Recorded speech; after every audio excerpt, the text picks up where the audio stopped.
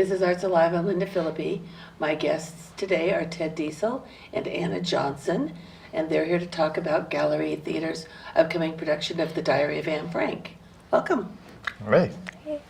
So you're playing Anne. I am, yeah. Is this the biggest role that you've had to date? Definitely, yes. I've always played like little tiny behind the scenes roles, and so yeah, this is definitely my biggest role ever, and it's kind of scary, but I'm super excited about it. I'm so glad. I mean, you seem very poised and very natural, and you said that you're an experienced actress, right? Kind of. I've been acting since 2011, around then.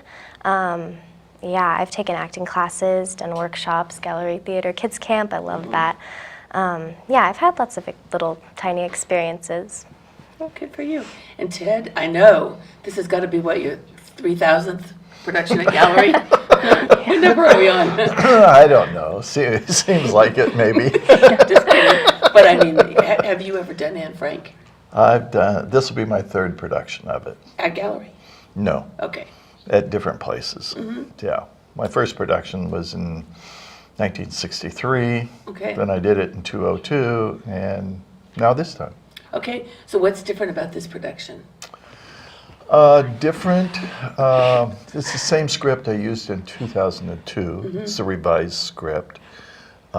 Revised in that there were new pages added to the diary prior to the late 90s that were added back because Otto was afraid at first that some of the things that were said about that Anna wrote about her mother and some of the people that were confined with them, which was meant only for her diary, might be offensive in some way. And so he left those pages out. After his death, they slowly filtered in a few of those pages. So when the first production was done, on the original script, it didn't have that inclusion. But this new script that we're using, this newly adapted, which I used in 2002, has some really different nuances to it, and couple of the monologues are really different than the earlier show, and says much more about Anna and her mother's relationship, sometimes where it's very bitter, but then also some of the honesty of what she said about the other people then are portrayed in the play, because this is really kind of like a memory piece. Her diary comes out of her words, out of the diary that she says in all the monologues. But what we see is an adaptation of what's taken out of the diary and made into these moments. So it's kind of a memory play. She takes us through an historical time, and then we see how all these people operated in that very confined situation over 2 years. Yeah, I mean, when you think about really, I mean, just the logistics of staging a play, I guess in some ways it's easier because we're talking about the attic. So really, I mean, they're not going anywhere. There's no ballroom scene. Yeah. But on the other hand, I mean, that's the confines that you work with as well, right? Yeah. Well, Anna knows about that. Yeah. Yeah, So- there's a lot of tripping over each other and getting into tight little spaces, and the blocking is in some ways harder than in a big stage because you have like 2 steps this way, then 1 step back, and then 1 step over, instead of like you cross the stage. It's just like it's tiny little movements, but they mean so much when you're in that tiny little confined area. You don't get to do as many large sweeping gestures. Not really, no. It's very, very confined. There's chairs everywhere and stuff, yeah. But it does sort of make you think about what it must have been like to be, you know, a really young teenager, squished up in that place with, you know, some people that she knew well, some people she didn't know well, some people she didn't even like, you know, and the tense relationship, you know, that people would have, a teenage girl would have with her mother anyway, much less, Yes.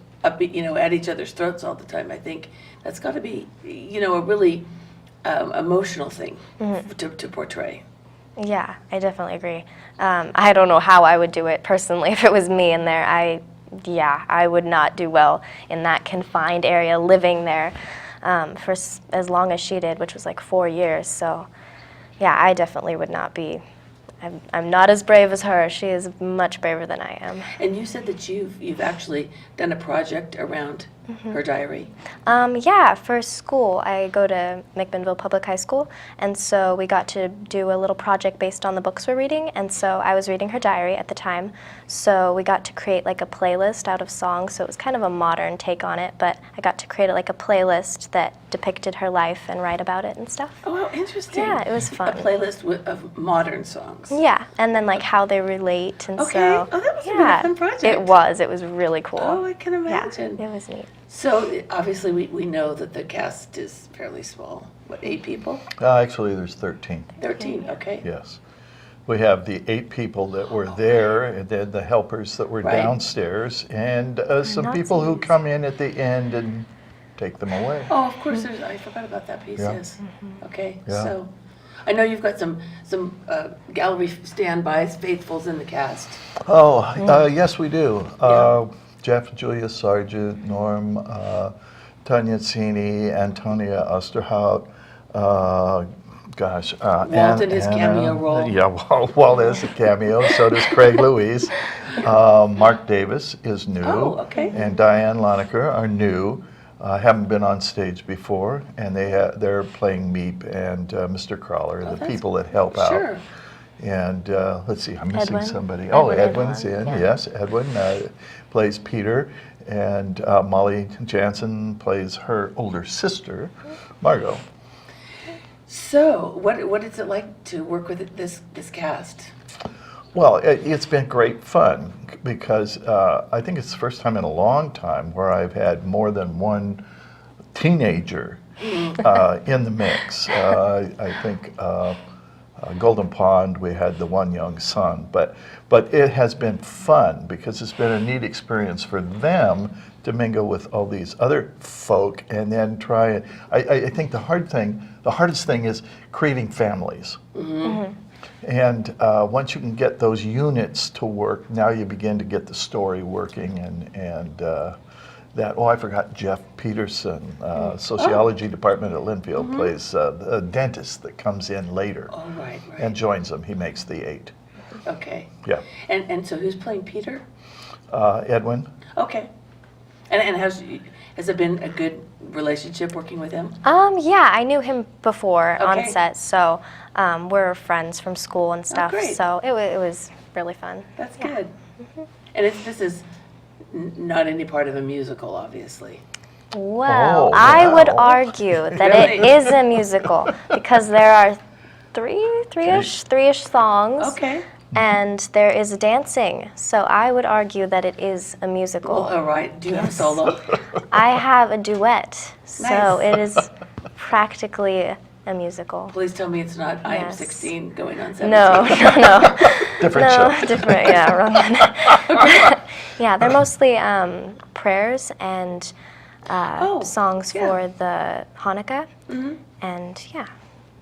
Wow. So this has been a tremendous test of your memory, I suppose. Yes. I mean, it's pages and pages, right? Yeah. I wish I could say I knew how I learned it, but I don't really know how I memorized it all, but somehow I did. And yeah, it's Well, I'll tell you one thing. Crazy. You're young and alcohol hasn't killed your brain cells that, yet. yeah, that's true. There's something to be said for that. Yeah, I don't know. I know everyone has their own system of memorizing lines, and I think mine was just reading it over and over and over again. So I'm always doing it at school. Everyone knows that I'm in the play and reading her script. Oh, Anna's doing her script. Well, I'm going to tell you something. What might surprise you is when you are a grandma, pieces of that are going to come back to in Yep. your head. Because I remember things that I had to memorize when I was your age. And every once in a while I'll be driving and some little phrase pops in my head and I think, oh, now that's a blast from the 70s. Yeah, and So once yeah. it's in there, it's like it's on a loop. It's on your hard drive. Yeah, and I recognize it like in my daily life. Like I'll go and say something and then I'll realize, oh, that's a line. And it's weird. It's really strange. I've had that happen like multiple times just today. It's really strange recognizing, oh, that's my cue, that's my line. It's weird, yeah. And all of a sudden you assume the position. Yeah, yeah. It's interesting. So I guess the wardrobe is probably fairly limited to costumes. No, we have a lot. Do you have a lot of changes? We've only done costumes twice. Yes, twice. Tonight will be our third time doing costumes, and they are very interesting, and we have a lot of costumes. Oh, really good. Okay. Yes. Tons Well, I of layers. remember in her diary that she wore a lot of clothes to the attic because they Yeah. didn't want to be obvious and carry suitcases. So that's one of the things I remember is the layers and layers of clothes. Yeah, they come in wearing.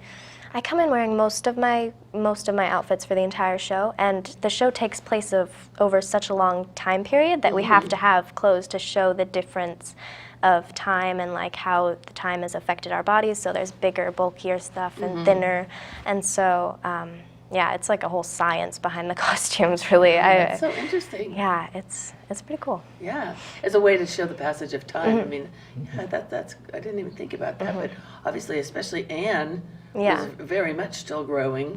I have a couple doubles of costumes that are different sizes and stuff, Okay. so you can see, oh, it like fits her now, but then at the end when they're hungry and they haven't eaten in a while, it's like really big, so it looks like I've lost weight and stuff. Yeah, it's an art. Yeah, because there were many times that she couldn't get food to him, right? Maybe couldn't get food to him. Well, It was just in the limited. last few months, in the second year, they're eating potatoes that were stored 2 years before, and kale and things of that sort. But they did get some foodstuffs. But the shortages in Holland at the time were, most foods were unavailable They by were the eating their time we tulip get into bulbs. the second, Yeah. second year, yeah. That's interesting. Just today, there's a group that's traveling, and they're in Amsterdam right now. And so I was on the website, and I was thinking about you two coming in today and looking at that and looking at the house. You know, that obviously you can still go see. And they wanted to tear that down, but the people of Amsterdam Yeah. rallied to save it. As Oh, a yeah. historical, you know, something obviously really, really important. And so now you can go through it and just go up the little staircase, you know, one person at a time, and it's like a very moving thing to see. So I guess it kind of really drives it home exactly how cramped and tiny that situation was for 8 people to live for a couple of years. In fact, in fact, that room is a little bigger than our set. Yeah, I mean, the space. that they It's a little actually all bigger. lived in. Yeah, I mean, and like zero privacy, you know, I mean, you think about all those things, how difficult that would be.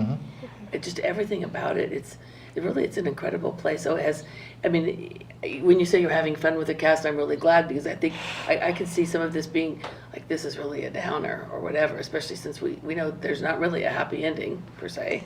No happy ending. So just trying to, I don't know, how do you make that fun? To Well, work? I think everybody finds humor in whatever situation they're Of course, in. yeah. Okay, and so what's captured in the diary and in the selections that Kesselman used to make the play, we go through the ups and downs, and there's things that are funny, and there's the sad moments, and there's all of those things. But the story is really about the 2 years in confinement, not the time afterwards. Right, and the fact Yeah. is the 2 years in confinement, they had every reason to hope for the best. Oh yeah, there was great Yeah. hope in the last This few is- months, mhm, 2 months anyway. This Yeah. is going to be over soon. There's mentions in her monologues where she says, where she firmly believes, like, oh, it's over, we're free, we're as Getting good as it now. alive. Yeah, we're Yeah. ready, we're gonna be liberated. And so, yeah, it really shows the contrast at the end of the play when you realize that that's not happening. Yeah. Do you want to give us the dates before we close? We open the 17th of April and we play through to May 9th. We Okay. run 4 weeks. And we also have 2 Thursday evening performances Oh, great, okay. added in. Okay, good. So, and we have a talk back on the 24th and on May 3rd. Perfect, okay, great. Yeah, Well, thank you both so much for being here today. I really look forward to this play. our pleasure. Thank you. Great.